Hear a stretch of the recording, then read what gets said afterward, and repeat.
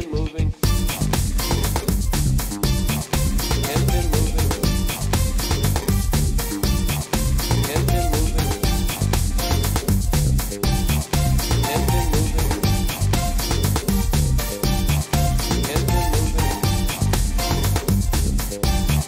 Has been moving. Has been moving.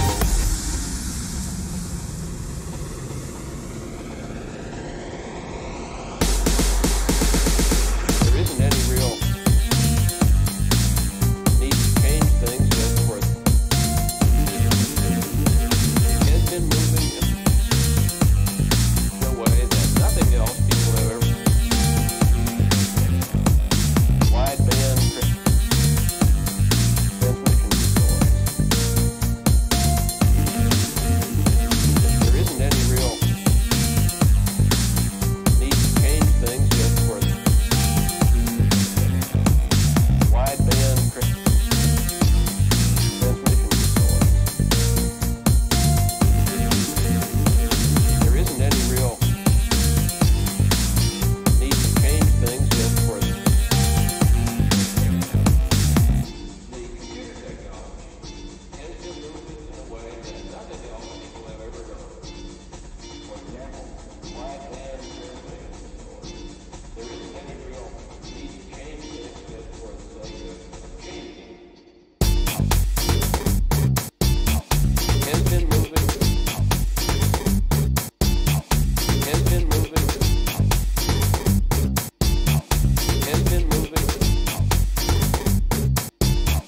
Has been moving. Has been moving. Has been moving. Has been moving. Has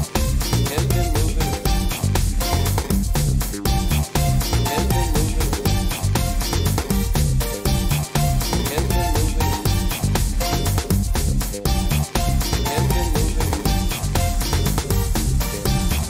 Has been moving.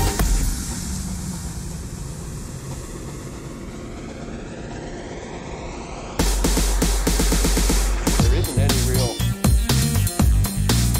need to change things just for it.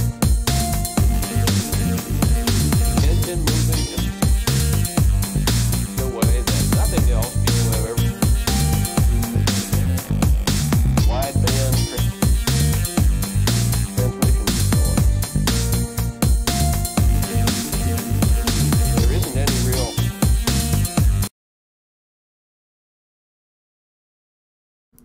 Oh, that ended actually rather abruptly. Alright, hey everyone, welcome to another strategic non-compliance. May the 4th be with you! As is, I'm David Werner, and no, there is no Mike Bluehair today, once more.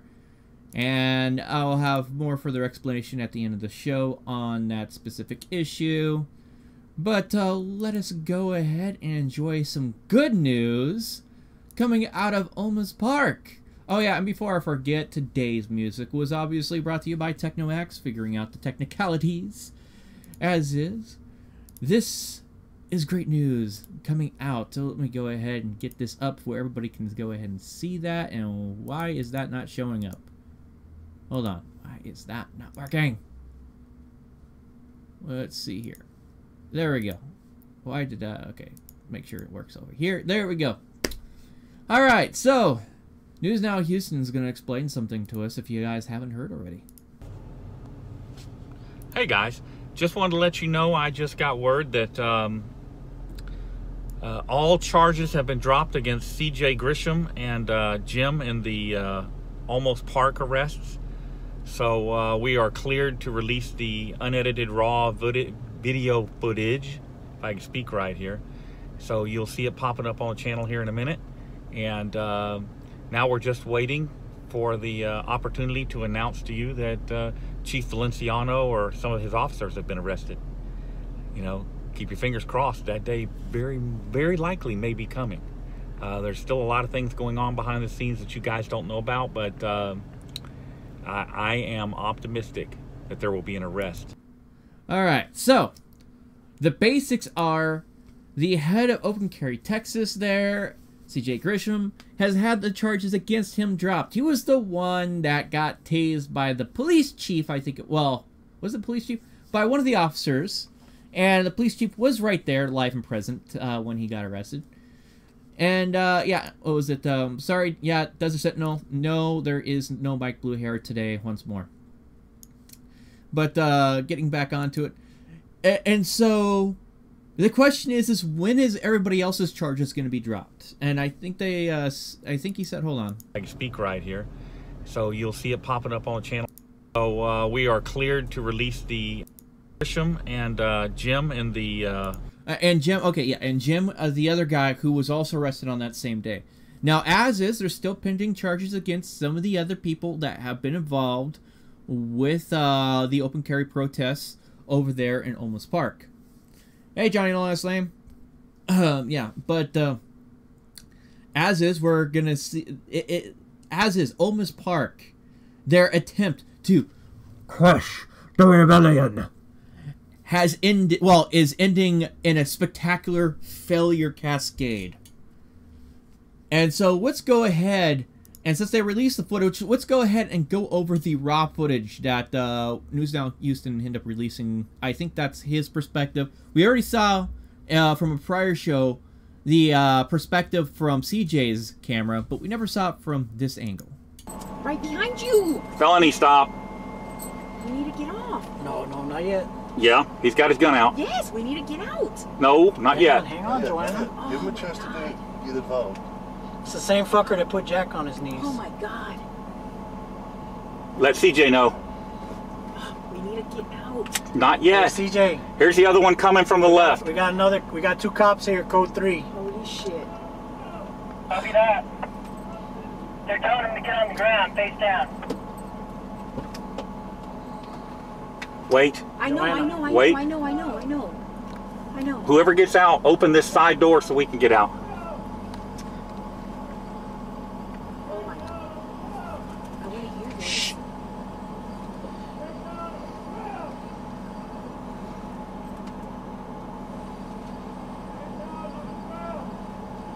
Somebody needs a camera. Wait. Close your door, Joanna.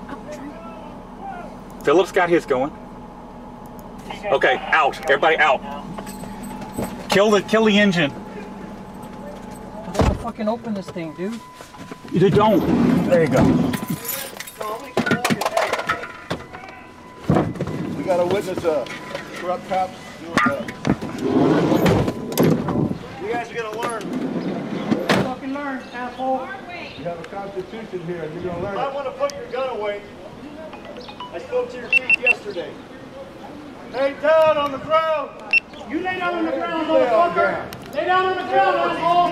You're the only dangerous motherfucker out here. Lay down on the ground, disarm yourself! Or we will fucking disarm you! You're committing crimes against citizens. Are you threatening me? No. Is that what you just said? You're threatening me? No. You're committing a felony right now. Are you threatening me? I said no. Okay, you said you're gonna disarm me? That's a threat. I'm taking that as a threat. I have no way to disarm you. Why are you making I'm up not shit? armed. Hey, I'm not armed. Pay attention to what you're supposed to be fucking doing, asshole. Not the first time you committed crimes against citizens. And I ignored wasn't your even oath. talking to you. I was talking to the guy with the weapon. Ignoring your oath to the Constitution. Law. Thug.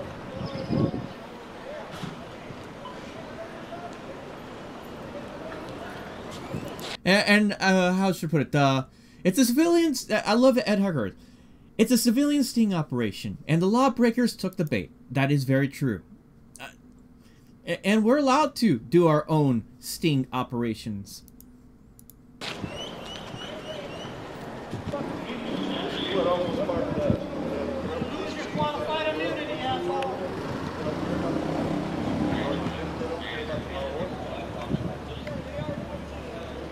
Do what they want. Even after they've been told what the law is, explained to it, some letter after letter after letter, they don't care.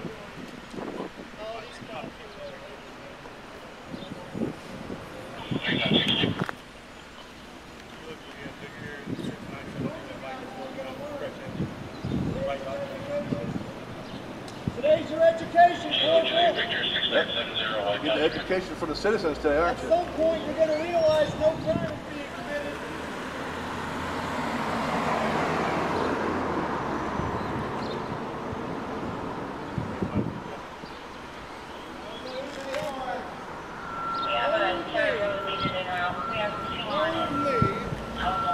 Just look at these people, they're just driving through.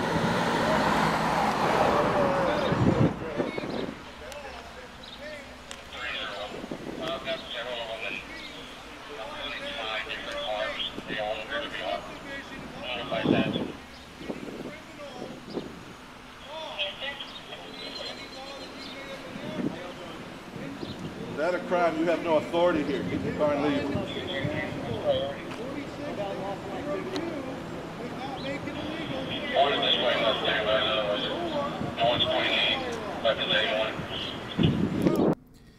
And now, as we can see so far, everybody else in the area has no problem walking past I mean, you had a guy walk by on a bike, you had several vehicles pass through this scene. The only ones that are overreacting in this situation is the police themselves.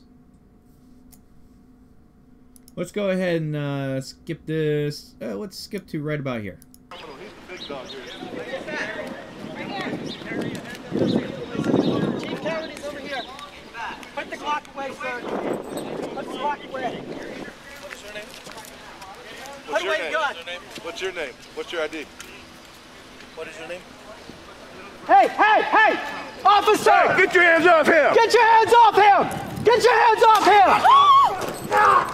Hey! Get back! Go fuck yourself! There's no wrong, Brian Criminal! Fucking criminal!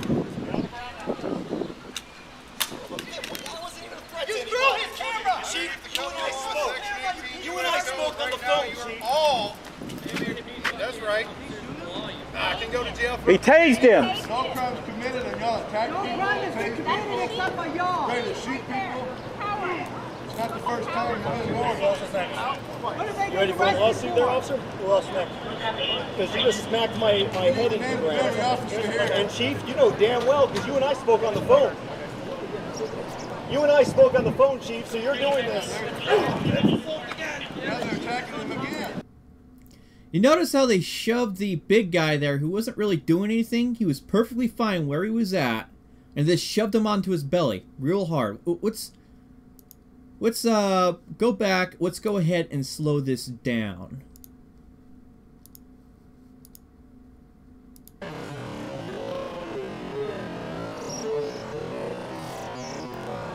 You and I spoke on the phone, Chief. And there he goes. Look how much... No caution about his face or anything. They just pushed him. Did they... yeah, well, I see the camera. I don't think that part was actually... Was that captured on camera?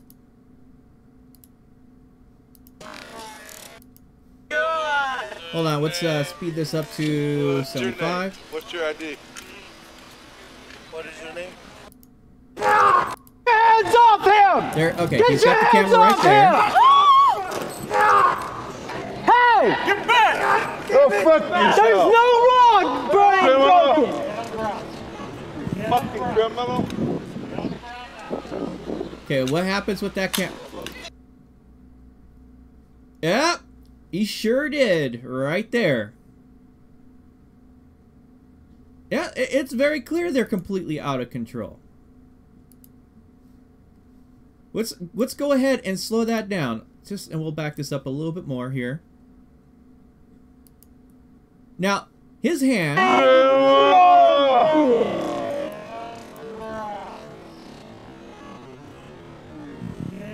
Okay. He's got the strap clearly on his hand, so there's no way he could, when his hand's restrained like that, to throw that camcorder. And then throws it. Yeah, it's very clear that the officer threw it because this guy's arms could not move to be able to put that much force on the camcorder.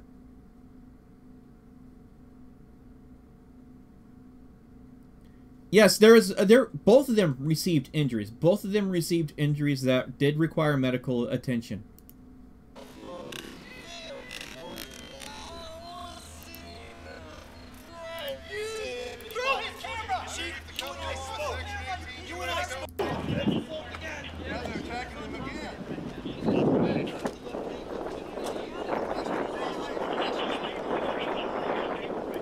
You call an ambulance for that guy that's bleeding. CJ's been hit in the head. He's bleeding.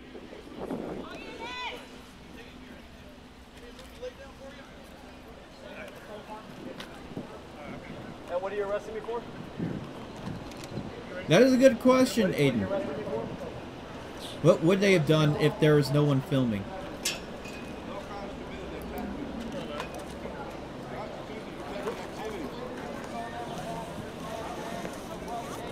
That man needs medical attention, Chief.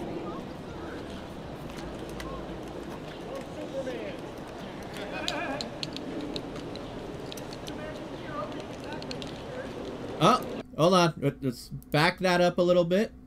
A little bit.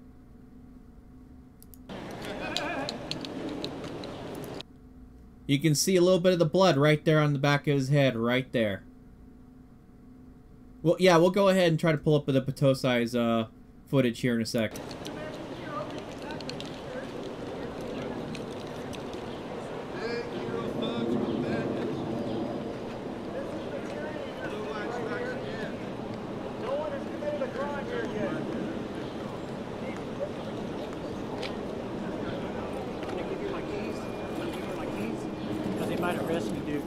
I got you. I'm gonna walk out of almost far. Okay.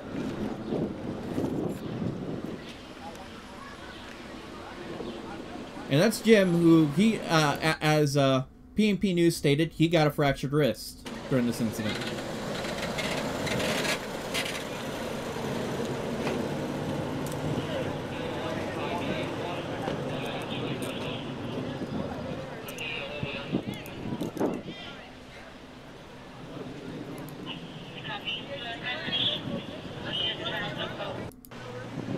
Okay.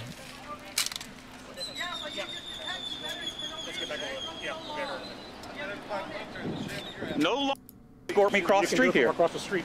I'll take that for you, officer. No, you don't have to take it from me. I got it. Used to be a. No, they.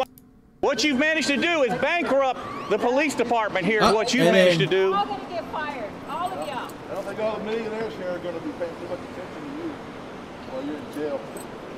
Are you Joe Lancaster by chance? You an asshole by chance? Are you Joe Lancaster? The officer's going to come ID you. And I'm letting you know right now that we're going to detain you because you have a warrant for your arrest. This man's about to assault this woman. You want me to take the camera? Please, yeah, take it. Don't worry, we got your bond. I know. I got your bond. Thank you Don't for the worry. follow. Good. SAPD, thank God you're here. Arrest these police officers. You probably found false charges on her like they've done on others. Yeah. Officer, these cops. All three of these officers. Arrest those three I need officers. you to arrest them. You need to arrest them. Arrest them. They're Arrest felons. them. They're felons. I need you to arrest them, or we will. attacking innocent Well, I don't know if we civilians. will, but somebody will. Don't say that. Sorry, somebody will, I meant. They've attacked U.S. citizens with no crime. So, we got a general idea of what they did. Let's go ahead and pull up, someone said the Potosi has got footage out too, so. So we'll pop over here real fast and...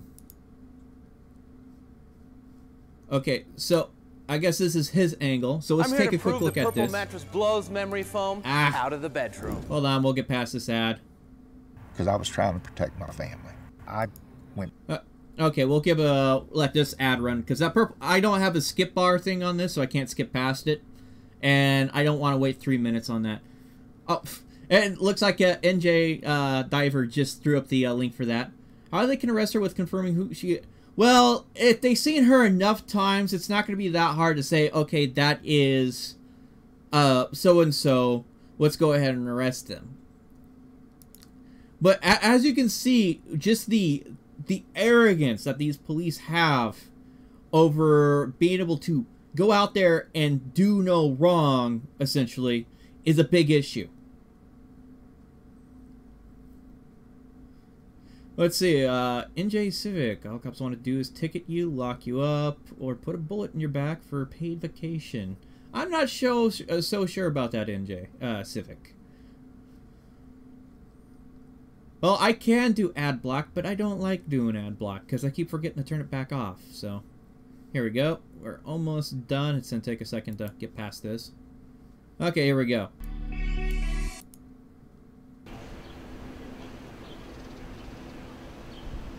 Got the police showing up.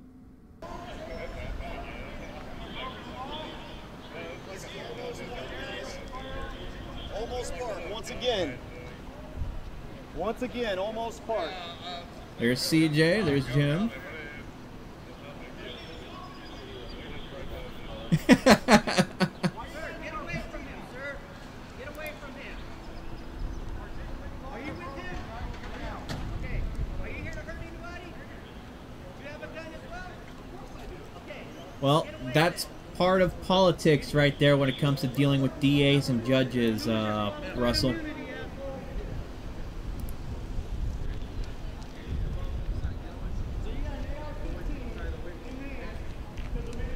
Let's go ahead and skip it a little bit further here. They're learning about the Second Amendment today. Who has never committed a crime because I have not committed a crime. No, this is almost parked outside of San Antonio. Are you starting to feel dumb yet? This is almost parked. Are you Renee? We have two units there. We have a unit there. There's a guy behind that Mercedes there with the handgun. And we have almost parked there another officer with the handgun. Right there. Right there. Right there. You're the only one duties Okay. right now. You have no duties in this law, law-abiding citizen. Here it goes. Get on the ground. We're not doing anything. Get your hands off! I am not doing. Get back! God damn it, we're back. No more! Let's go ahead and slow that down just to get a more dramatic impact of what we saw here.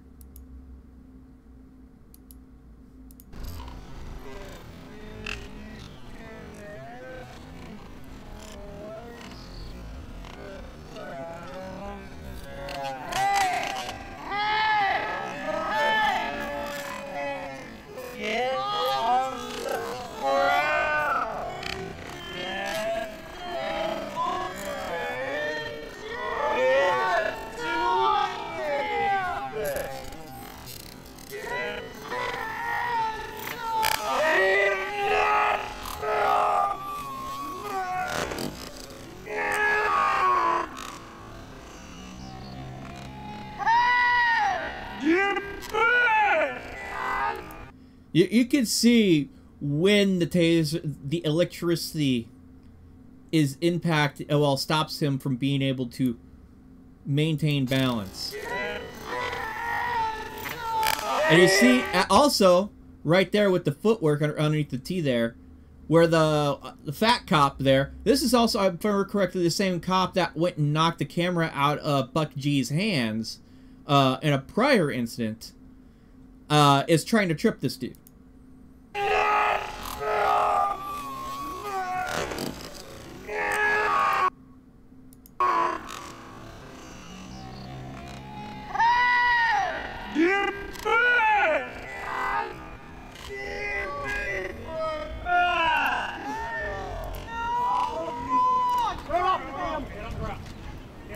Well, the reason why they're arresting him in the first place is completely illegal. Yeah, I sort of agree with you, Dave, just Dave, about wearing a helmet. In fact, I mean, I'm sort of tempted to start wearing my motorcycle helmet at times. But let's go ahead and slow this down, because this is when we have the camera get tossed. So over here on the left. Now let's see what it looks like from this angle. You can see he's got the strap around his knuckle. So, who threw the camera? Oh, wait. You see that?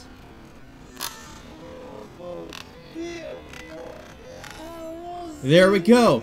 Clear as day who threw the camera.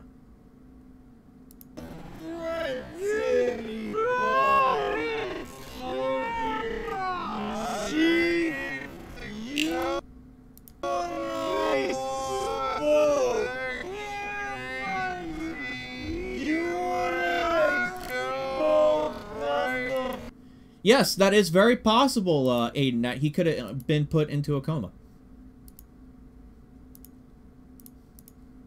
Now you are all. That's right. Now let's go ahead and... Okay, here we go. This is where we'll be able to see a slightly different angle. It's about the same as News Now Houston.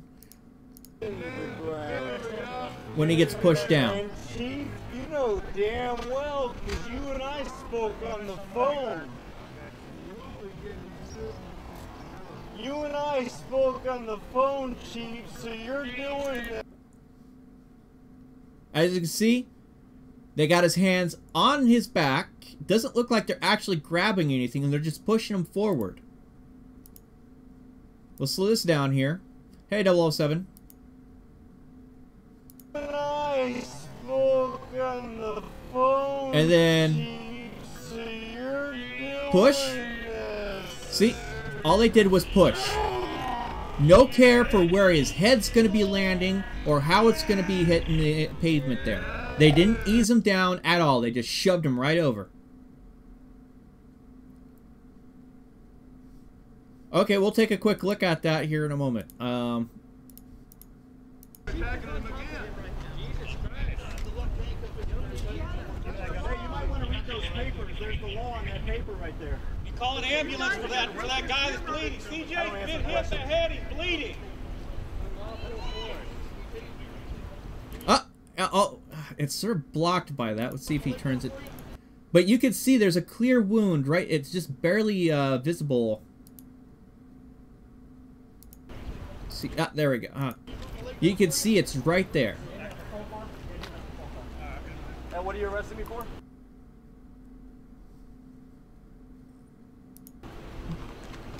You ready to get him? What are you arresting me for? What are you arresting me for?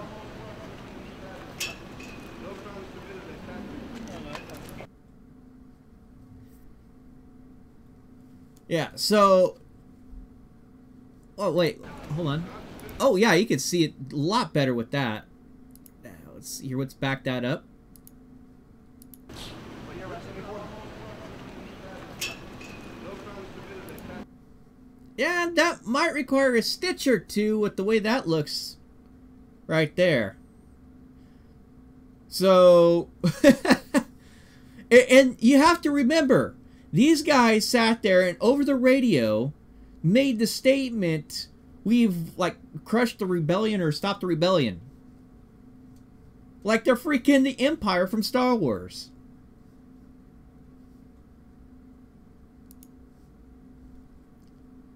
But, falsifying affidavit. Okay, let's go ahead and look at this. A disorderly conduct, display firearm, Class B. It has some mental health questions, mental health diversion questions. It doesn't look like any of these were checked or answered. Have you ever been diagnosed with having mental illness? None of that is answered. It goes on to describe you, the arrested person, for information. It gives the charges of the offenses. And they do include the assault on a PC out, the man with the gun who was wearing gray shorts and a brown sweater. I observed the male had a black rifle slung across his chest at the low ready. I observed the male to have a handgun on his right hip. The male subject was later identified as James Everett. They go on and list his date of birth. I loudly ordered the male to lay on the ground several times. The male subject refused. Therefore, resisting all orders given to him. Officer Vieira, badge number 329, arrived on location, arriving from South End Block to assist his cover officer. While ordering the male subject to lay on the ground, multiple males exited a white Dodge displaying Texas license plate KJV6970. I was able to identify a male subject to be Ferguson Todd. They list his date of birth. Prior police interactions, Ferguson began screaming at me. Ferguson stated that they were going to disarm me. While continuing to order the male subject with the rifle to lay on the ground, he refused all commands given to myself and Officer Vieira. Dispatch was advised to have additional police units make our location due to the fact that there are several subjects, both male and female, surrounding all police units armed with weapons. While attempting to stop all traffic and pedestrians from entering the area, one male subject wearing a... While trying to stop all pedestrian traffic from entering the area. Did you hear that?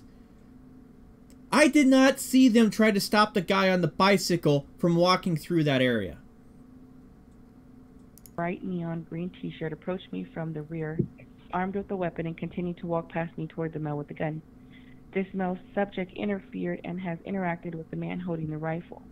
The man came in between Officer R. Valenciano and Officer Vieira, reportedly ordered the male with the green neon shirt to step away from the other suspect. The male refused to follow commands. Officer Vieira asked the male if he was armed with a weapon, and the male stated he wasn't. It was later confirmed he was armed with a handgun, which was concealed. All subjects refused to identify themselves. Wow, I can see some lies already. Go ahead, sorry. That is correct.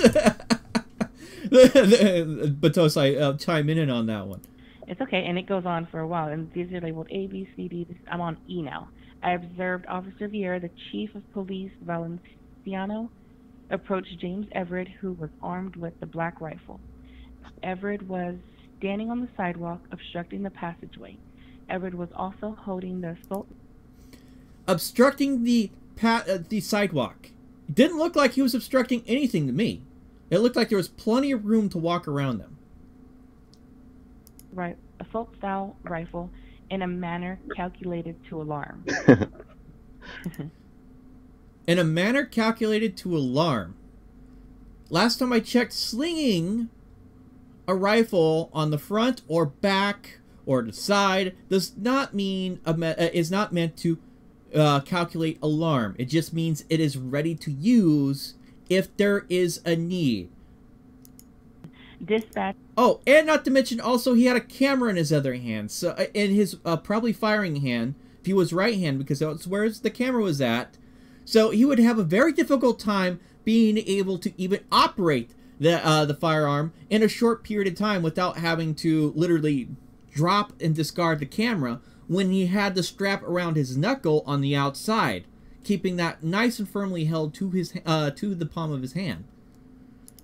Dispatch received several 911 calls regarding Everett's actions. He was approached by Officer R. Valenciano and ordered to identify himself to lay the weapon down. Everett responded by saying that he was not going to do that, and if he wanted, he would have to come and get the weapon from him, therefore interfering with the duties of a public servant. As they approached Everett, I moved closer to provide security while they attempted to detain him. As all officers converged towards Everett, the male wearing a bright green neon t-shirt attempted to stop Officer Vieira from detaining the male subject. Wow. Yeah, complete lie. Wow. Officer Vieira from detaining the male subject. Wow. As all officers converged towards Everett, the male wearing a bright green neon t-shirt attempted to stop Officer Vieira from detaining the... Wait, what? What? No, hold on. Let's go and look at the news now shot. Here, we'll go ahead and skip this. Get your hands up! What's your name? What's your name? Hey, hey! Okay, so no, we gotta look at the other news now shot. Holy cow! News Now Houston, you're releasing so much videos. Oh man, now I gotta figure out which one is the one that we need. Oh, what do you know? I can see myself here. As we sit here and go through each of the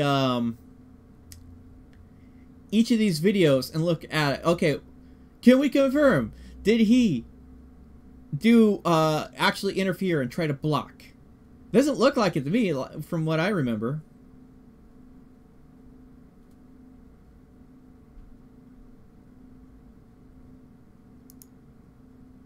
Let's see. Okay, no, his hands are going to be blocking this. Let's just use the Batosai's footage from earlier.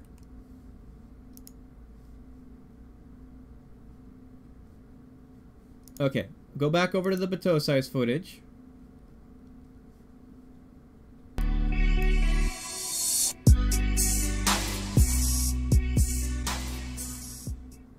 Here we go. He doesn't need a license. Okay.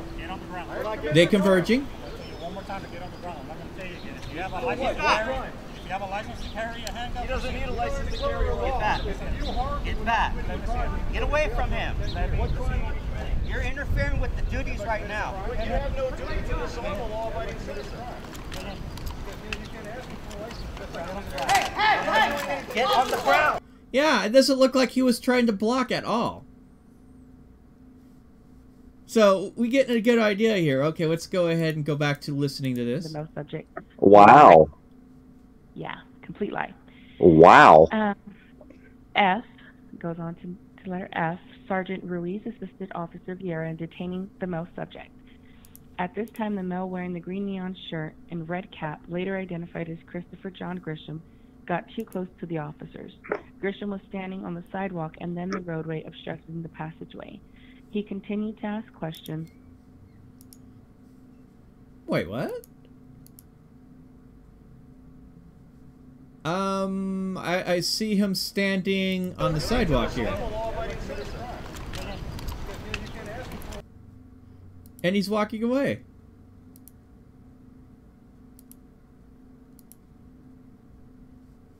And tell me, is this actually obstructing? You could go around the pool right there. Right there.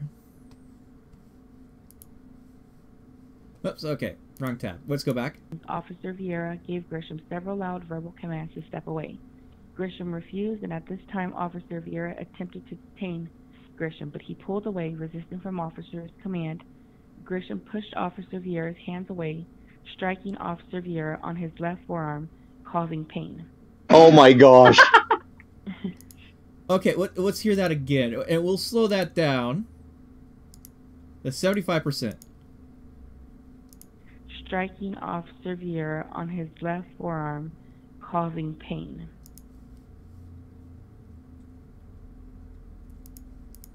Striking Officer Vieira on his Grisham, but he pulled away, resisting from Officer's command. Grisham pushed Officer Vieira's hands away, striking Officer Vieira on his left forearm, causing pain. Pushing. Pushing. If you have a license to carry a handgun, He doesn't need a license to carry a Get back. Get back. Get away from him. You're interfering with the duties right now. You have no duty to this. I'm a law-abiding citizen. Hey! Get on the ground. I'm not doing anything. I'm sorry, I didn't see him, but... guys, am I blind here? Am I freaking blind? Did the guy in the green shirt try to push the officer at all? Am I missing something here? Please tell me. Am I losing my mind? Or is it that the officer's report is telling a lie? Tell me. What is it? Obviously, I'm supposed to believe cops. Cops don't tell lies or anything like that. They don't lie on the police reports, right? So, I must be losing my mind because I'm not seeing Grisham slapping or pushing the officer back as he's trying to walk away.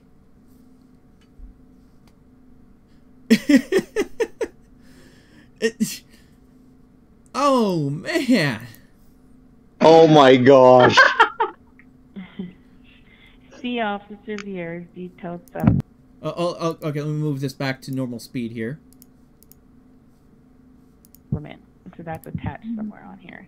Grisham was immediately tased by Valenciano.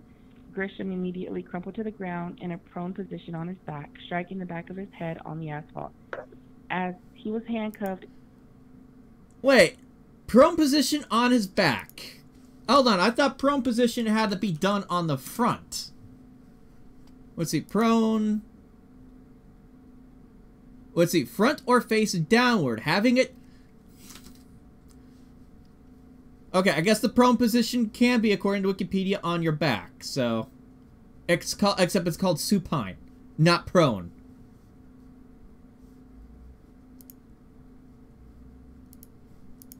In search for any other weapon.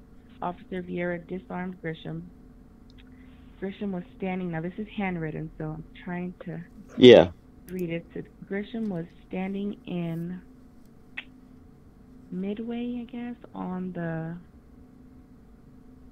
11,000 block of Earl, when an officer, gosh, it's handwritten, scribbled. They wrote over the typed part. Oh, okay. So, like, it's not legible at all. It's really scribbled. It goes on to G. Sergeant Ruiz immediately handcuffed the male with a rifle. The male was also armed with a handgun, which was loaded with what appeared to be armor-piercing ammunition. This...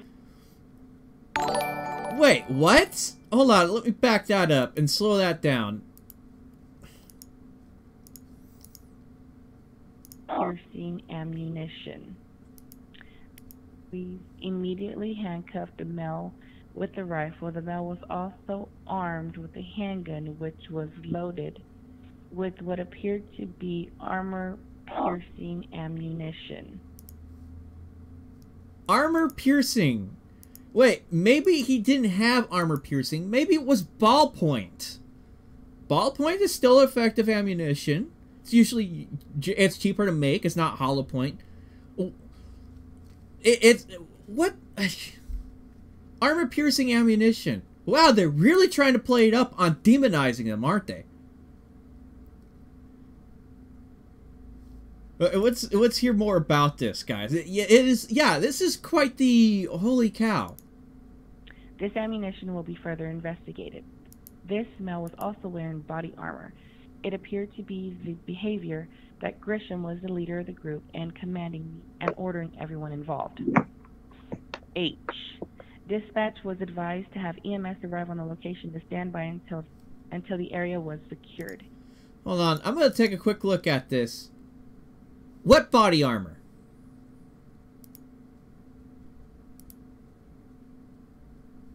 That shirt's pretty tight to the body. If there was any body armor underneath that, I'm not seeing it. I don't see any body armor on him either. Nothing that sticks out in the clothing wise. And I know what body armor looks like underneath clothing.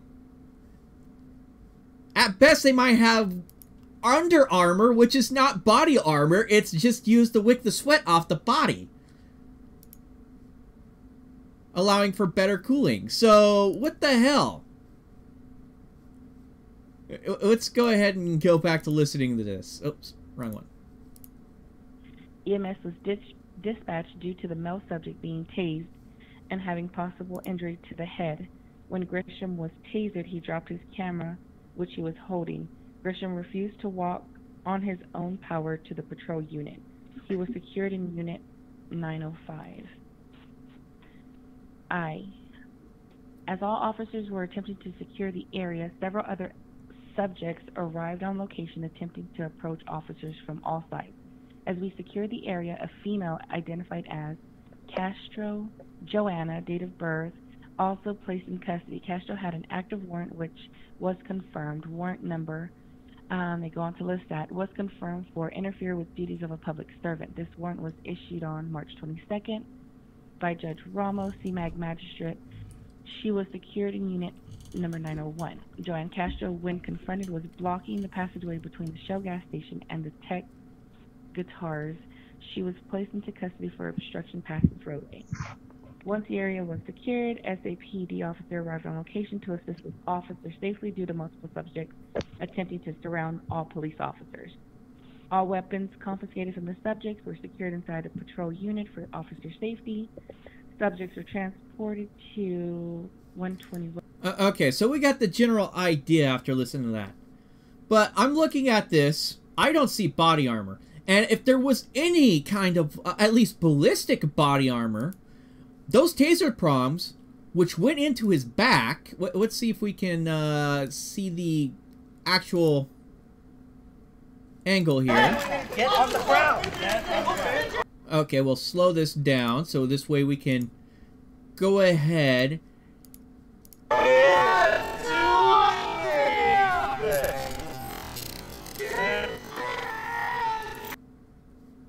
Okay, that's pretty much very clearly lined up on where there would be some sort of heavy kind of carrier.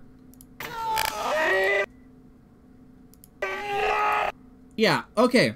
So, when it comes to it, if he was wearing body armor, that taser, those taser clips have a very low likelihood of actually getting into the skin and being able to effectively taser him.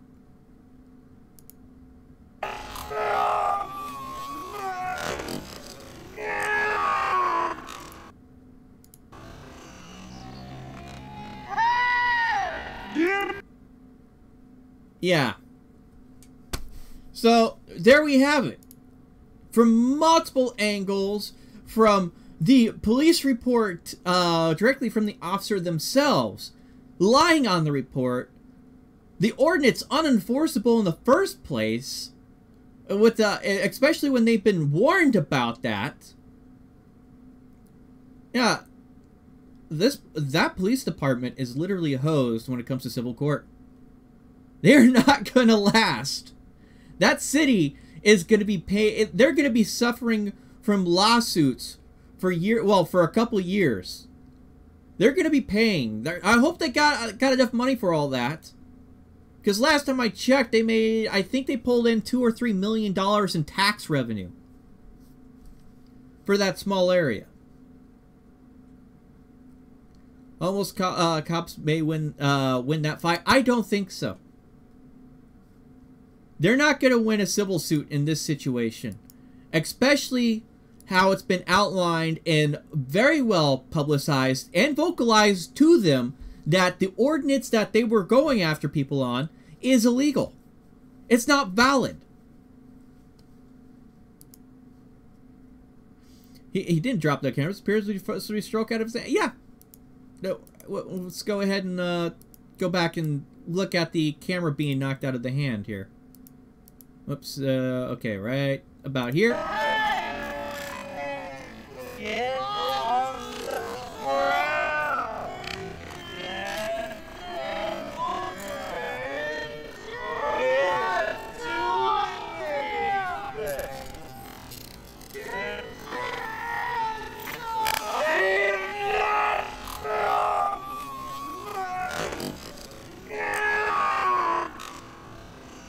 Nope, he placed it on the ground.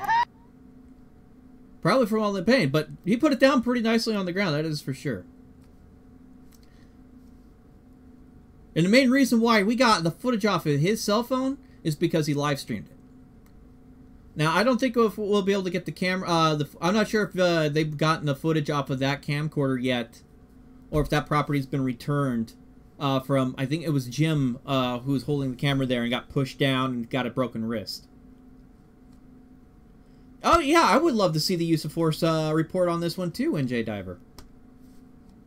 But yeah, and yes, as stated earlier, all the charges against these two individuals have been dropped. All the criminal charges.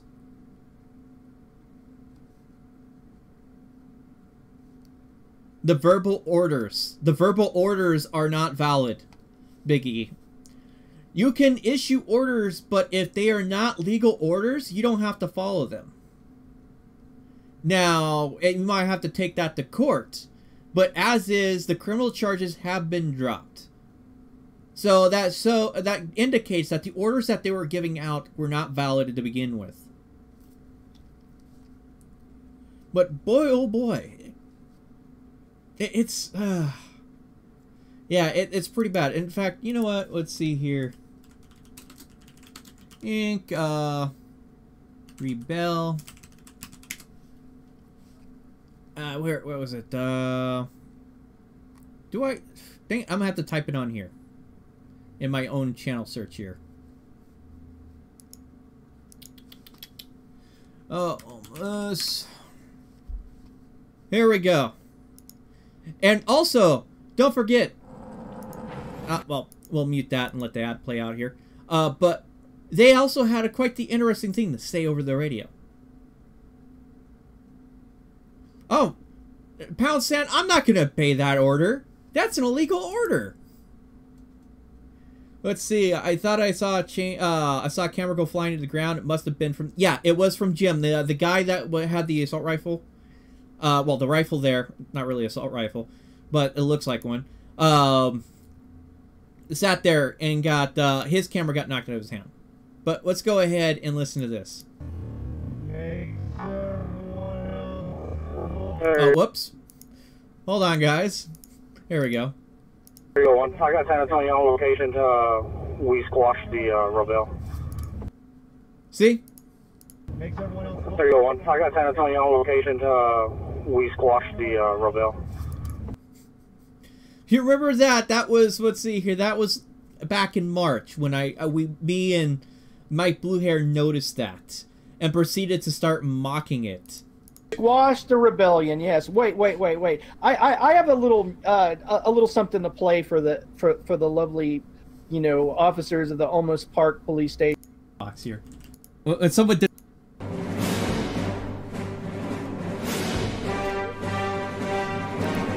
So yeah, guess what? The rebellion. Well, the Empire lost at the end of the third movie.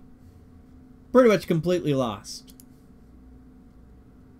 So Almost Park, whoever that officer was, worst ever comment. But back on to other interesting news, since we pretty much beat to death the whole Almost Park thing. Let's look at some other interesting stuff. Like, journalists challenge their inclusion on the U.S. drone kill list. This is done by the Middle East Monitor. Two journalists have filed federal court cases against in the United States to challenge their inclusion on the classified U.S. kill list. Reprieve said in a statement. Bella Abdul Karim, an American citizen and journalist working in Syria, escaped being killed by drone strikes. Well, by a drone strike on 5 occasions, including 2 strikes on cars he was traveling in. 2 additional strikes were executed on his independent news agency, On the Ground News, while he was working in the studio. You think you got it bad here at home? Try being overseas. Let's see. Senior reporter with Al Jazeera has appeared in top secret Skynet documents. Okay. Why? I mean, everybody knows Skynet's the big bag boogie AI from the Terminator movie series and comic books and all that stuff. Why the hell are you going to name something Skynet within the military?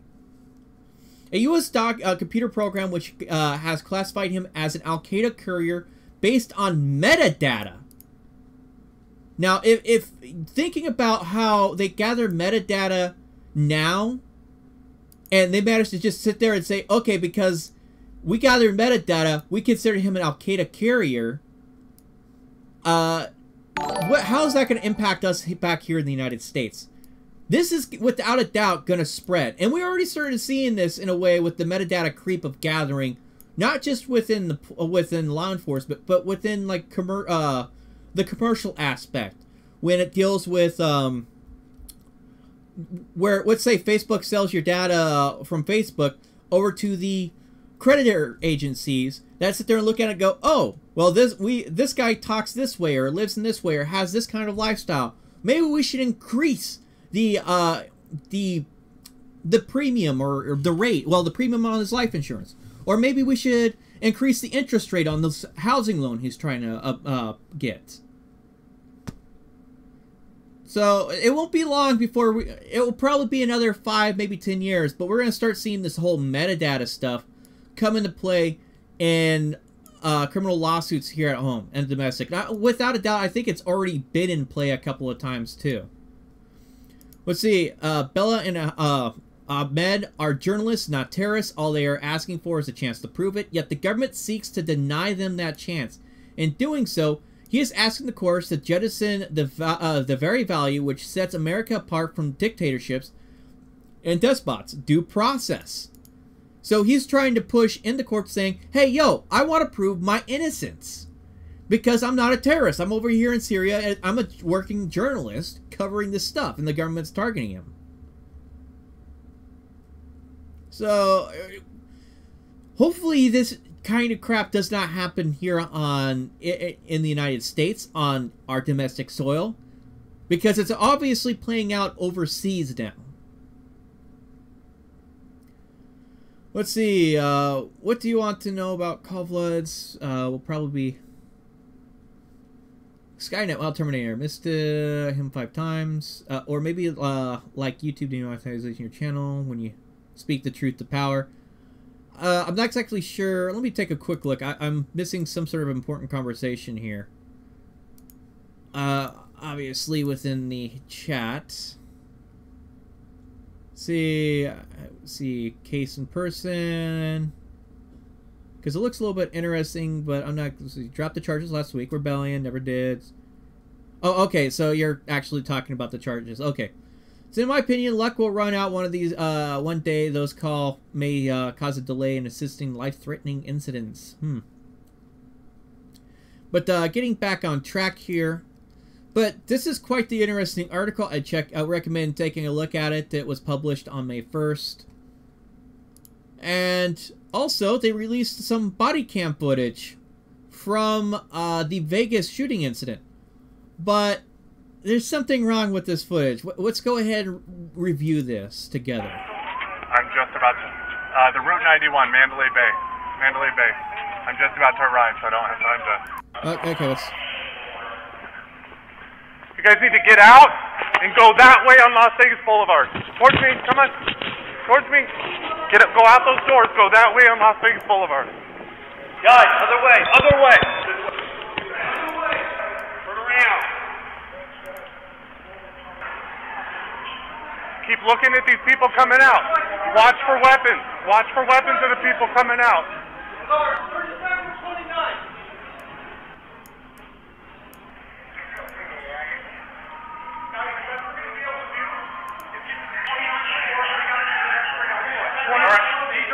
Shut down. We got to take up to the 29. Then we can take the stuff. Sounds good. See if they can open this. Okay.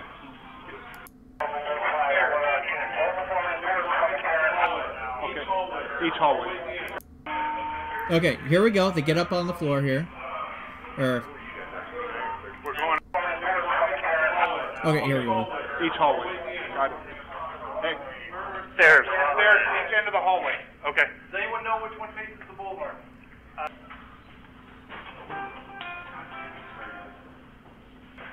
Reach out.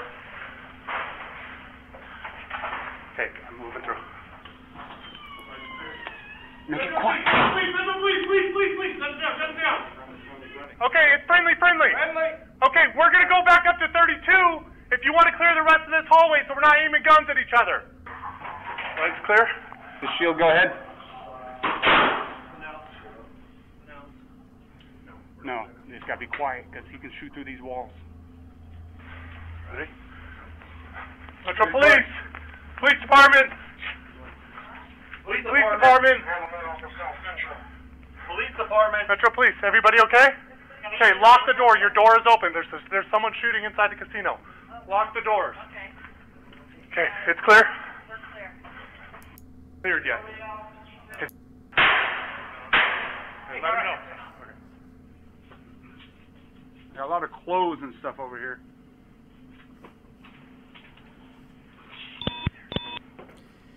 Now, notice how quite often the camera is looking at the officer's chin. It doesn't show anything. It's not pointing forward. That's the problem here.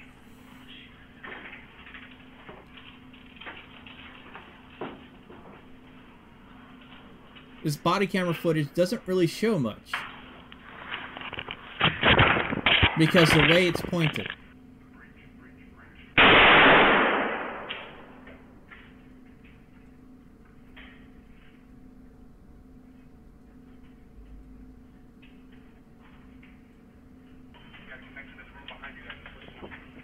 Okay, I'm gonna hold on this door, okay? Right. Move right, look, I got door. All right, how long? All right, move up. See what? Hands!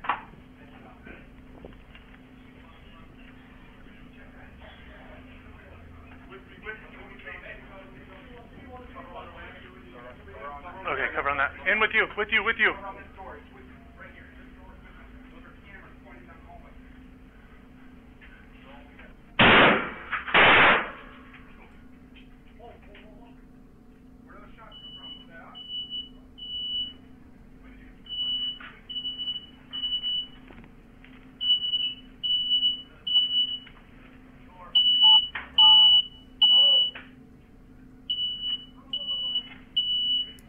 Okay, so it's not literally, you can't really see anything because it's pointed at the guy's chin most of the time.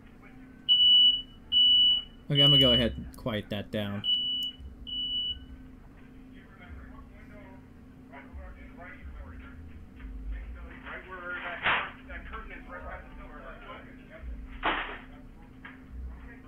Yeah, he has an intricate camera system set up.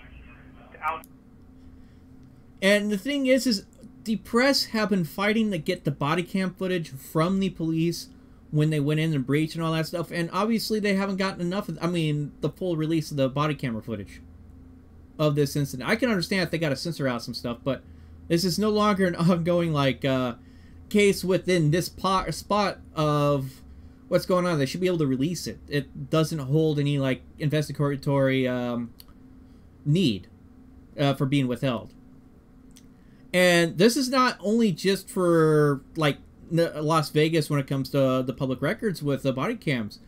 This is probably an issue for any general thing, because you can't trust that body camera is going to be pointed in the right way or going to be able to properly record the incident, because it might be shifted because either the way the body's positioned, maybe the officer's purposely turning his body at an angle where it's not going to be captured on camera of an interaction that you have. This is why you should record everything. And that's what I want to point out with this. As you notice, most of the time it's been pointed at his chin. You're not able to see anything. He just admitted the guy had cameras set up in the room. Where's that footage? Well, I'm not even sure if that would be specifically privy for public records on that. But yeah, I would love to see that footage too myself. But it could be... it could be a live feed footage where it doesn't record. It just might have been able to provide a live footage, so that way he could see what was going on at that time. Sort of like backup cameras in the back of vehicles that's being pushed for the past couple of years, where they don't record anything, they just show you what's going on behind you. Let's see here. What was the other things I had? Spy agency triples collection of U.S. phone records, officials report. And let me check Mike Blue Hair's side here. Never seen body camera footage in that exact position before. Neither have I, Aiden. That is quite the interesting position there. And yes, China, no Mike Blue Hair today. Once more. Let's see here. And now, if this is going to get you a little bit on the concern side here, for some of you that are security-minded people. The U.S. The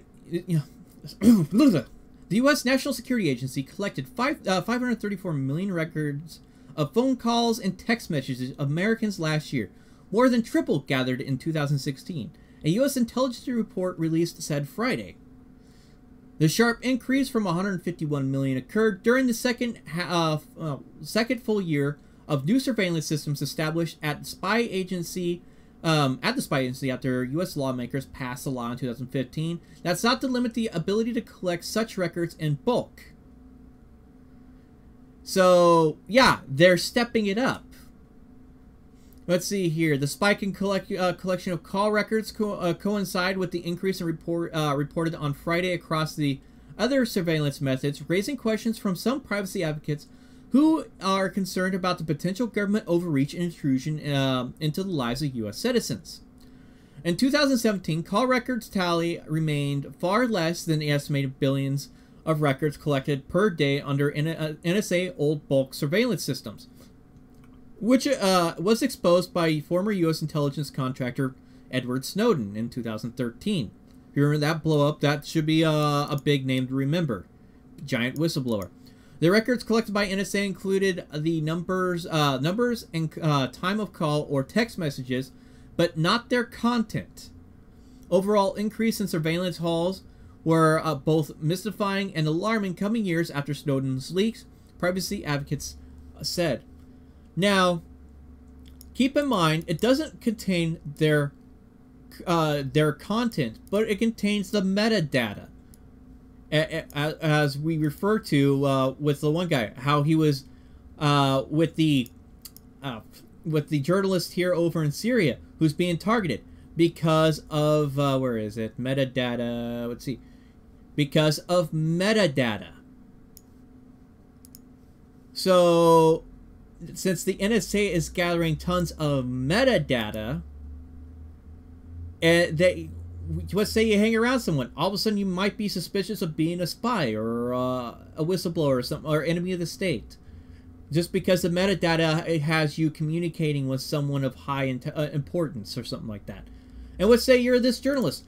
I'm trying to get an interview with the enemy, well, with the Al-Qaeda head honchos there. And Zidane was the first person to interview Osama bin Laden in the 1990s. This guy has a history of being a journalist and talking with these people. And if you're trying to get those great interviews, guess what? You're going to have to establish contact with shady people and establish that metadata of who you're talking to and all that stuff with those shadiest people in order to work your way up the ladder in order to say, yeah, I want to come in and interview. I'm not a threat. I want to get your word out and all that stuff and ask you questions so the rest of the world can hear what you're trying to say. Kind of thing. Always speak in code on the phone. So I'm supposed to say, truck, explosive, shotgun. Oh, wait, I think this got demonetized. Oh, well. But, yeah, you get the idea how you can really screw with them. They will change the definition of metadata just to get more data. That is a possibility. But I highly doubt it. It's pretty well explained what metadata is. It's anything that isn't the direct data relating that gives up everything. It's the data that surrounds the important stuff. The government has not altered the manner in which it uses authority to obtain call records. Timothy Barrett, a spokesman of the Office of Director of National Intelligence, which released an annual report and said in a statement, the NSA found that the number of factors may influence the amount of records collected, Barrett said. These include the number of court-approved selection terms, which could be a phone number or someone who is potentially the subject of an investigation, or the amount of historical information retained by phone service providers, Barrett said. So this is part of the reason why I don't use a lot of the phone for a lot of my direct communications. This is the reason why I use alternative methods. Like, well, Discord, it gets is a way of being an alternative, but it's not secure, it's not private. If you want a voice over IP system to be able to communicate and send messages with, I can tell you Mumble's a great one to have and use. It's clunky a little bit, but it's still lightweight, and you can use it on your cell phone. You can use it on, and you can use it on a computer, and it has end-to-end encryption. So the only weak point is wherever your server is at is going to be the weak point, or someone's cell phone that has access to that server. Let's see. That's why I always take my teeth out when I'm on the phone. Nobody will understand you. You're cruel.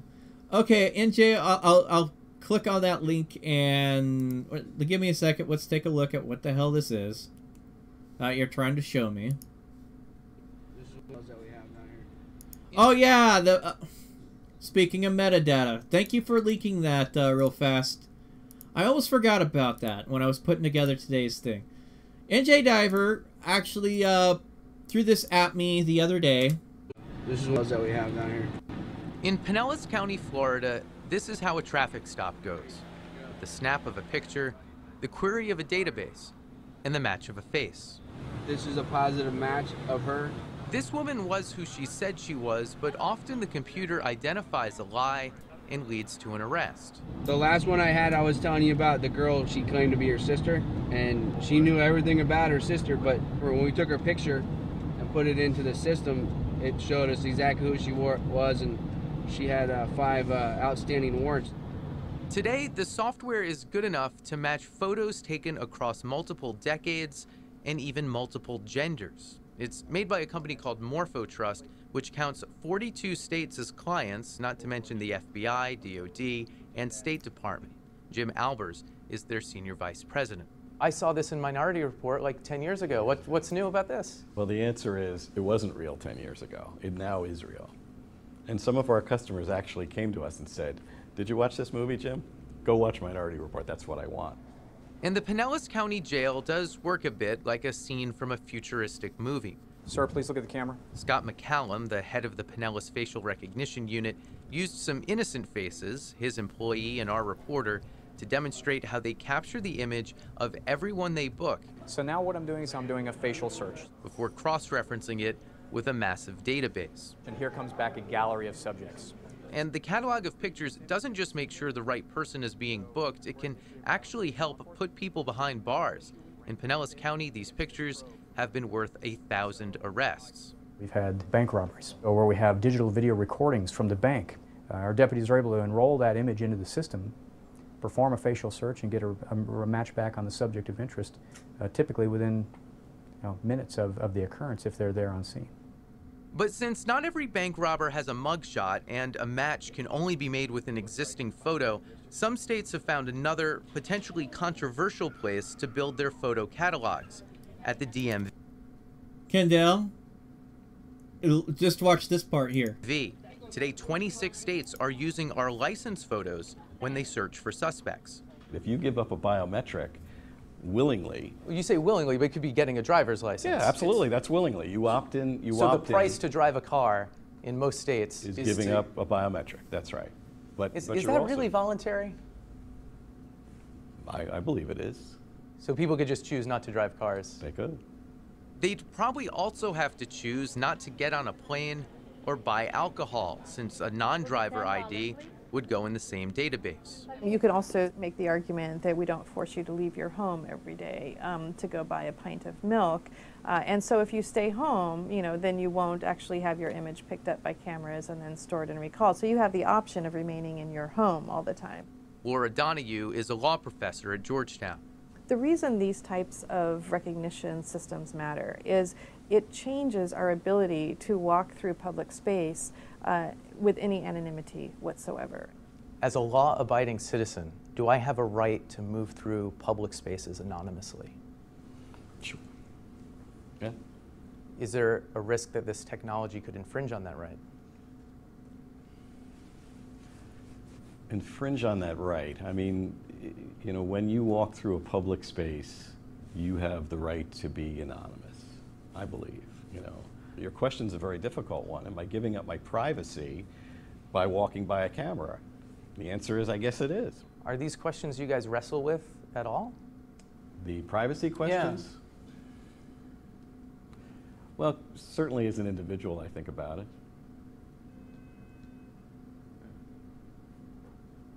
Care to expand? No. Care not to expand? No, not really.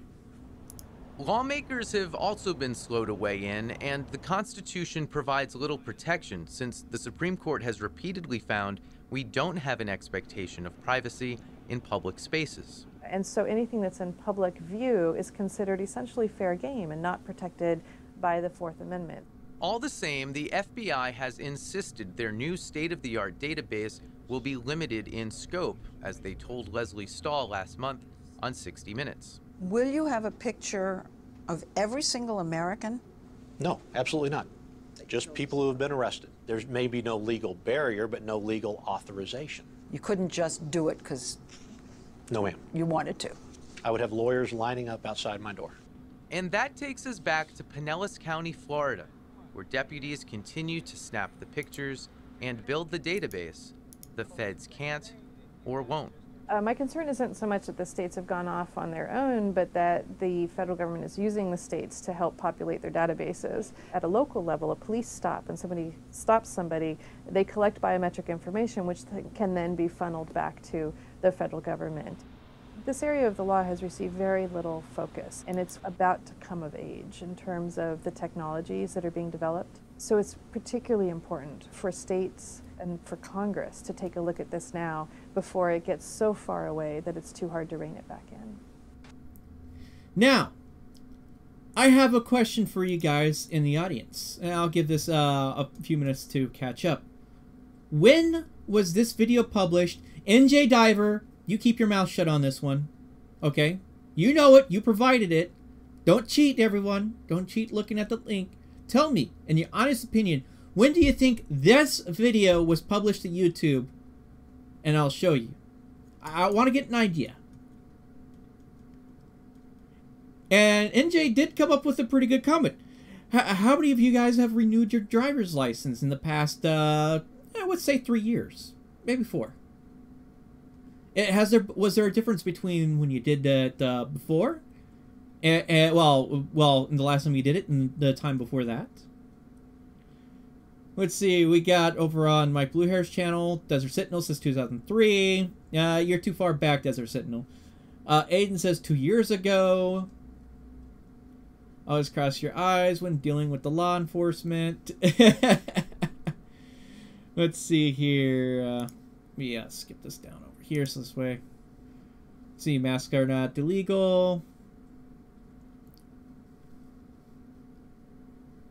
So, any other takers there? Let's see, 2007, according to Frank. Not too bad. Let's see, 5 years ago was... Rod, you might be pretty close with that. Okay, let's go ahead and take a quick look. 2013, 5 years ago. Next month. So, 2013. Let's see, I live in Florida. They require 3 forms of ID to renew driver's license. Thank you, D, for that input. Actually, over here, at least in Alaska and in Oregon, it requires 2 forms of ID. That's a little bit insane that they require 3. Let's see here. And the interesting part is there's been changes with the whole the national standard for IDs for driver's license and state issued IDs. The information they're required to gather. And then on top of that, the facial biometrics is not the only thing some states collect. Some states, like the state of Texas, if you go in to get a state ID or a driver's license, you have to submit a thumbprint or a fingerprint in order to get it. So guess what? When you tie that picture data, you're also tying it with other biometrics. And let's say you want to go and get a... what is it? You want to go get a passport. Well, you got to sacrifice more. And whoops, guess what? That passport data is now part of that same system. And I got a nice little run-in with this system with just a crappy picture taken of me when the Alaska Rural Police tracked me down. They tracked me down with just a picture, which was quite entertaining. And this was before I didn't even get a chance to publish the video when they ended up tracking me down and delivering a letter saying, hey, yo, be aware of this, blah, blah, blah. Here in Ohio, they said they were just going to start mailing them to people after, like, the July 1st of the... Doesn't New Jersey require 3? And the thing is, yeah, the requirements are still all over the place, but they're moving more and more towards a national ID system. And we've already sort of got there with the Social Security number. Though how dangerous and unprotected that Social Security number is, I wish they just revamped the entire Social Security number system to where it actually has built-in protection within the number itself to, how should I put it, to reduce the issue of identity theft with that. And we're just, I mean, we're opening up ourselves to further and further problems with identity theft. So how are you guys going with your stuff? Supposedly people bond out with county jail will have DNA cheek swabs, but I've not been to jail since that. I haven't had to give out any DNA for bonding out, thank us, in Alaska or Oregon.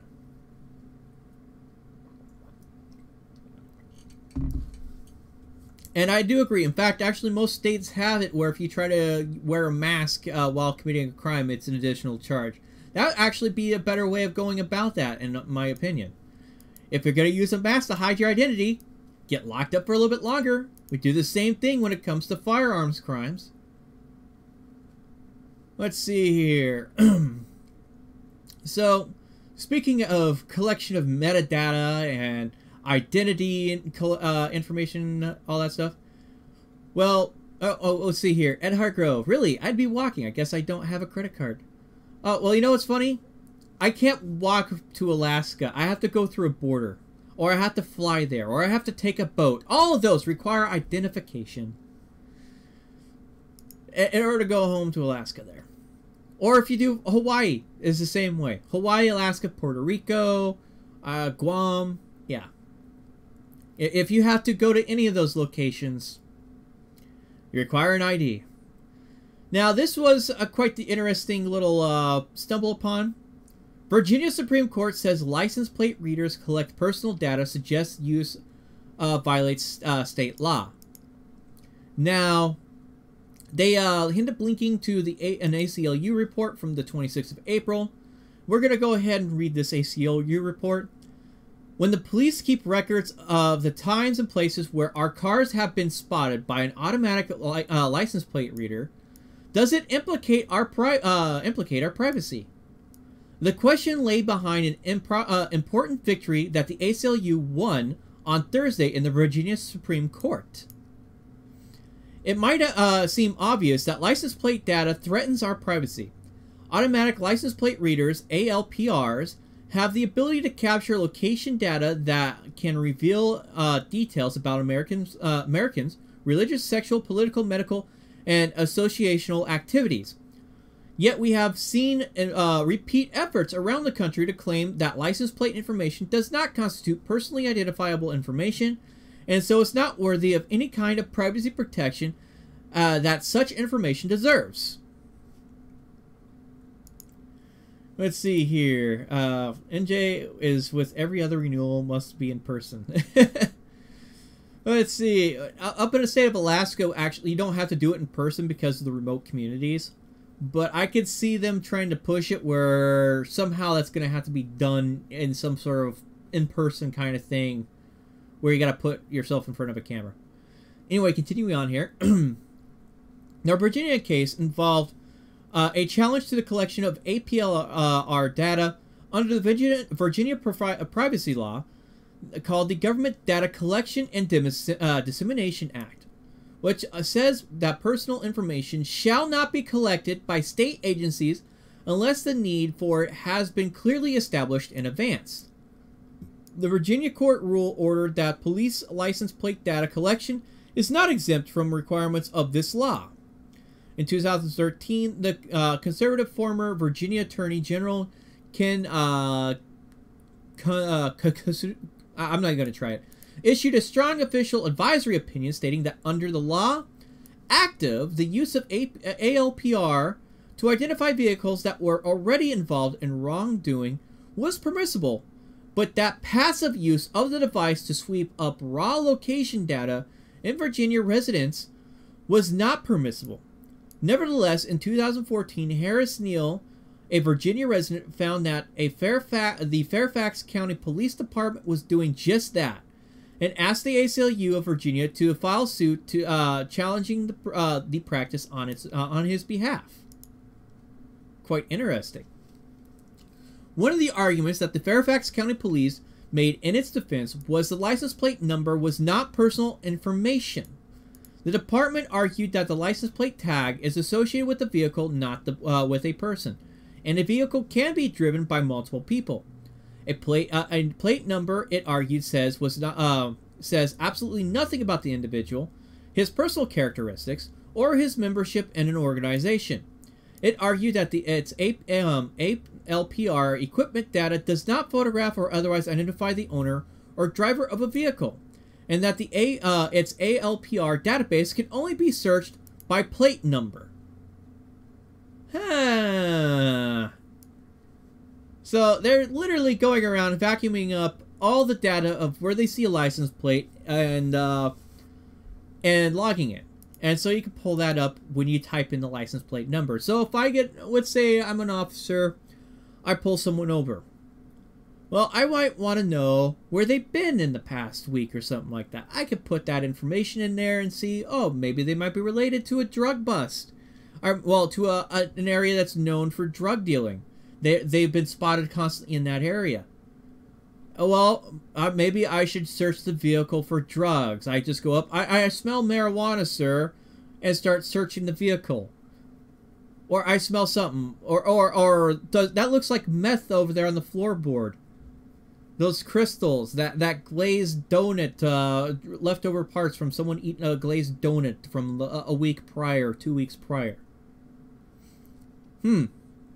I could just come up with all kinds of bad ways this can be abused. Plates are usually related to the owner, which gives person's home address. That is very true, D. Let's see here. But obviously, a license plate number should be considered personally identifying information, while in some ridiculously literally, since it may not describe a person, it functions as an effective index or metadata that allows for law enforcement to learn facts, and potentially very intimate ones, about a person with a click of a mouse. There are 268 million registered vehicles in the United States, but only 221 million licensed drivers, which strongly supports the common sense of observation that most vehicles, most of the time, are driven by the same person, or that most, a handful of family members. Even if there is some fuzziness at the margins about who exactly may have been driving a car in a particular instance, there is a strong assumption that it was the vehicle registered owner. Most people do not loan out their cars often, if ever, even when it comes to corporate vehicle fleets. A plate number and time of day combined with the fleet owner's records is probably enough to identify a driver. My goodness, we all really need to piss off the cops. Cops is a camera. Yeah, that is very true, Pound Sand. You would think a cop would be an expert at donut recognition. Yeah, but then again, how often do they play it? They play the ignorance card on quite a few issues. Nor does the police department argument hold any weight that the ALPR database itself is not contain names or other personal identifying information. The department pretends that the database exists in isolation, rather than being distributed across increasingly cross-referenced and interlinked sets of data. In fact, in the Virginia Supreme Court could not find information in the record about how the police can link plate numbers with vehicle owners. So in its ruling, it sent the case back to the lower court for fact-finding on that question. But if there is there any doubt that if the police want to identify the owner of a vehicle captured by an ALPR device, they can easily do so. And I highly agree with this. We see this already with the metadata that is gathered for online surfing activities within a family unit. If you gather enough information of a device that is even used within a family of like 4 people, 4 to 5 people, well, 4 to 6 people, you'll be able to identify who's doing what based off their surfing activities and what they're looking at gathered from metadata. And the same thing can be done with a vehicle.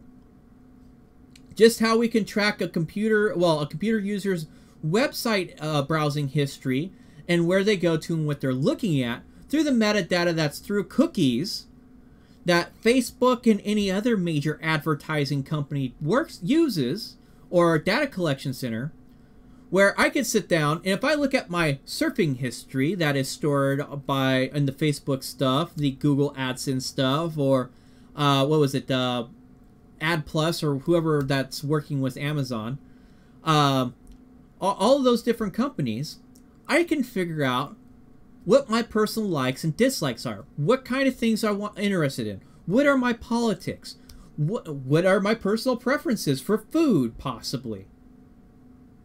And the same thing can be done with this by studying where a person's vehicle is parked and spotted.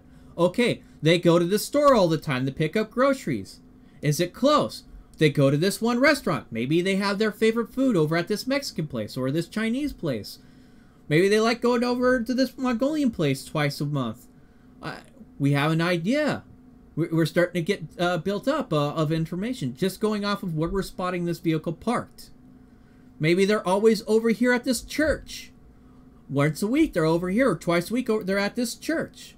They're a strong religious person. They're of this faith, possibly. I used to install data lines for NCC nationwide system. Oh, that's oh man, yeah. That's quite the big thing. Let's see here. Let's continue on with this ACLU article.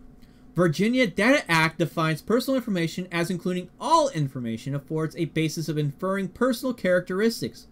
It's becoming easier and easier to connect separate sets of data about people, and data scientists are getting increasingly good at inferring things through fancy analytic technique. So it's good that the Virginia privacy law includes that language, because hidden inferences will likely become an ever-growing threat to privacy.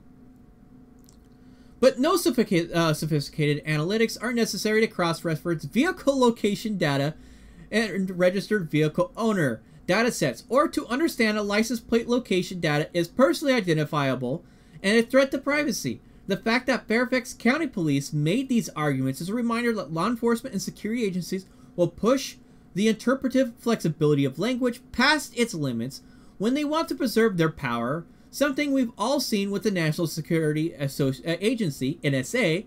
Directors of privacy protecting rules everywhere take notice. So, and the thing is I can sit here and infer where your possible location is just from the ads you might see on YouTube.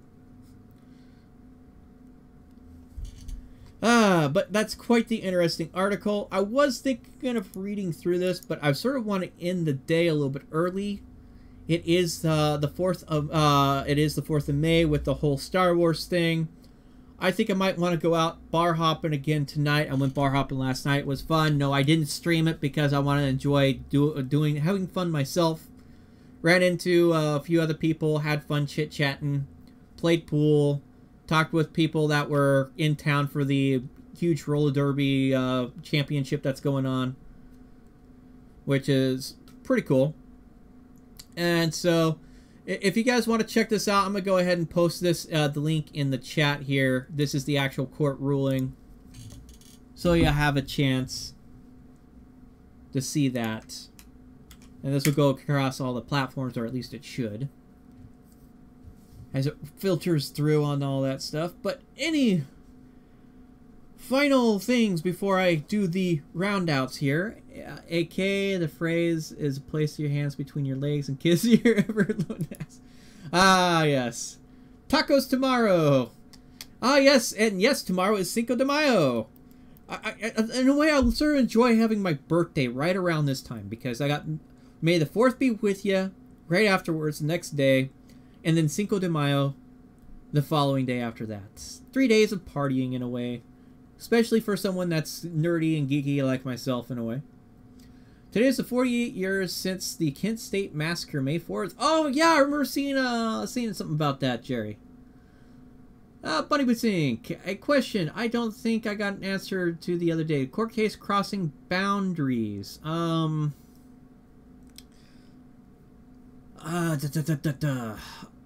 you expand a little bit more on that, Pound Sand? May have or may haven't. I can't remember. Let's see. 5th to 6th Circuit. You know what? I'm not able to really remember. You didn't need to tell us where you went last night, Bunny. We could tell by your metadata. That is very true. Oh, my cell phone was on, but my GPS wasn't on. But it did connect to cell towers, so you would be able to reference the general area where I was at. And if the NSA or any security agency is really wanting to do it, they could turn on the phone. Oh, wait. It's a ZTE. That's right. China can turn it on. China knows where I'm at. They know. They're listening in on what I'm doing. That reminds me. I can't wait to get my damn other phone going again. I like the Turner V driver from 5 to 6. Okay. I think you might be referring to using this like the Turner V driver in another circuit, in which case you have to you want to be able to can't just cite one case law out of another circuit. Let's say I'm over in the 4th circuit. There's no case law when it comes to dealing with the precedent. Okay, like when it comes down to that thing, that argument, just because one circuit says something doesn't mean it's going to affect the other one. But it would say you have 4 or 5 other circuits that say the same thing, then you have something to work with when it comes to that. A ruling in one district is not automatically enforced by another circuit and could be ruled just in the opposite. That is very correct, Jerry. Let's see, you have to go dressed as a Jedi if you go bar hop. The problem is, Frank, I don't have any Star Wars clothing. I would do that so much. I sort of want to go dressed up as like a clone commando or something like that and go bar hopping. But I don't have any of those clothing. I haven't had the fact that I don't have any kind of Jedi or Star Wars kind of clothing. I would so go cosplaying and do that. They'll have to wait till next year. Because remember, I've been moving. I have not had a solid residence of a place to really live for more than a year for the past like 3 or 4 years.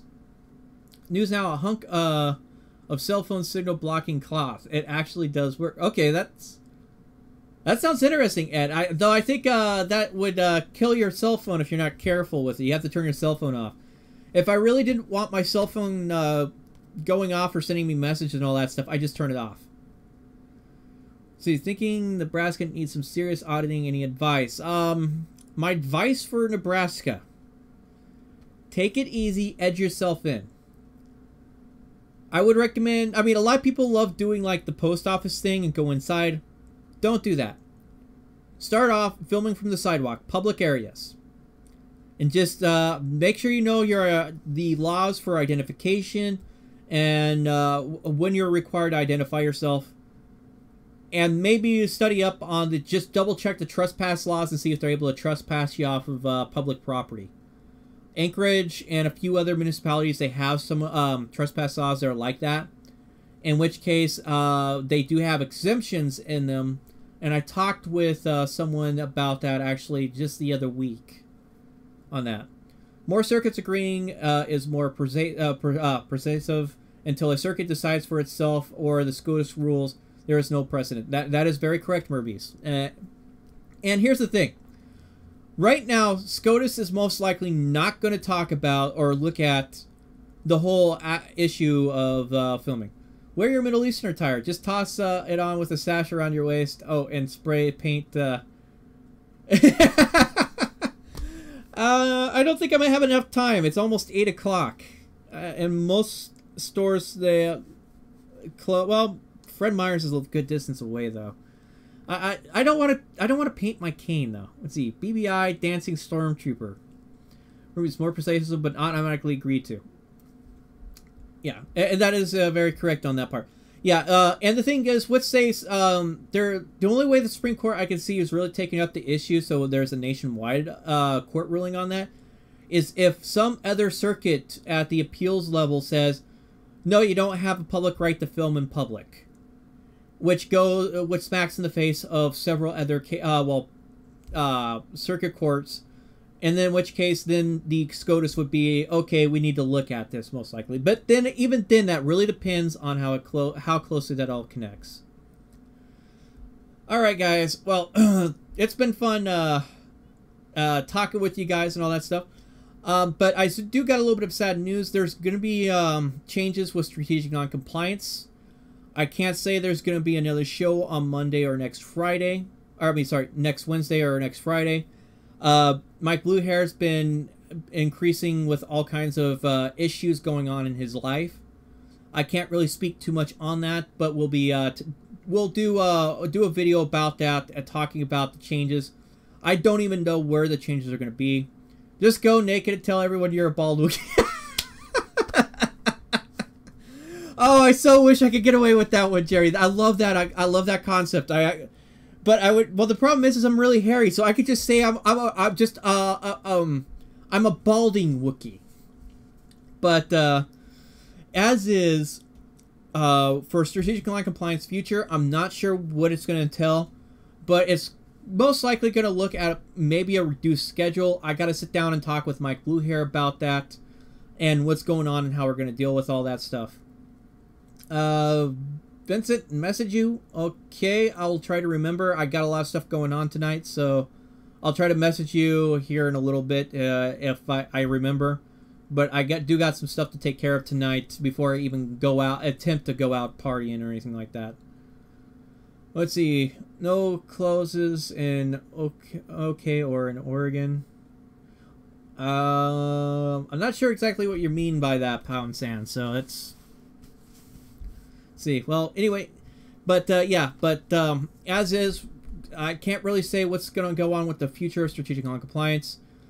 I'll definitely have a video or a live stream on the coming out about that. As is, I don't think if strategic non-compliance goes down to something where it's like not really happening often, I may do my own show or something like that and bring in more of an audience participation. As is, the future of this stuff is going to be up in the air for the future. But it has been fun doing this stuff, messing around and doing all this stuff with you guys. So I hope you had a good time. Oh, and thank you, TextVet1 and iCaramba for the subscribes there. I just noticed that. I don't know why I didn't hear the noise for those. Maybe my system is screwing up on that part. But hope you guys have a fun day. Enjoy Cinco de Mayo tomorrow. And I will look forward to seeing you out there. Well, I'll be doing some more stuff and cop watching live streams, obviously. So I'll talk to you guys later.